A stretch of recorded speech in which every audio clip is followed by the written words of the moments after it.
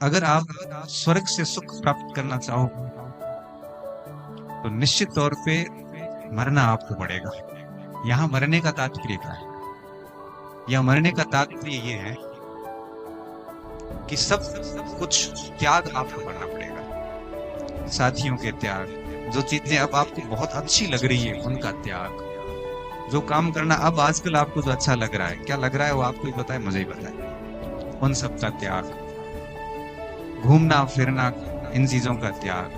विभिन्न प्रकार के सामाजिक समारोह कार्यक्रम, इन सब का त्याग। सब छोड़ छुड़ा के अपने अध्ययन कक्ष की किसी कोने में बैठ के, एक टेबल पे बैठ के रातें काली गणनी होती है। और साथ साथ में बहुत सारी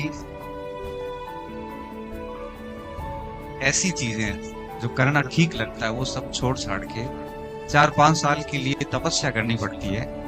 हम इस तपस्या को एक प्रकार से मरना नाम से विभूषित कर सकते हैं, जब आप सब कुछ छोड़ देते हैं। अगर आप स्वर्ग से सुख प्राप्त करना चाहो तो निश्चित तौर पे मरना आपको पड़ेगा। यहाँ मरने का तात्पर्य क्या है? या मरने का तात्पर्य ये है कि सब कुछ त्याग आपको करना पड़ेगा। साथियों के त्याग, जो चीजें अब आपको बहुत अच्छी लग रही है उनका त्याग। जो काम करना अब आजकल आपको जो अच्छा लग रहा है, क्या लग रहा है वो आपको ही पता है, मुझे ही पता है, उन सब का त्याग। घूमना फिरना, इन चीजों का त्याग।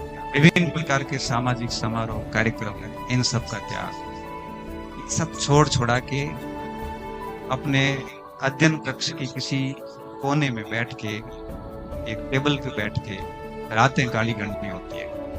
और साथ साथ में बहुत सारी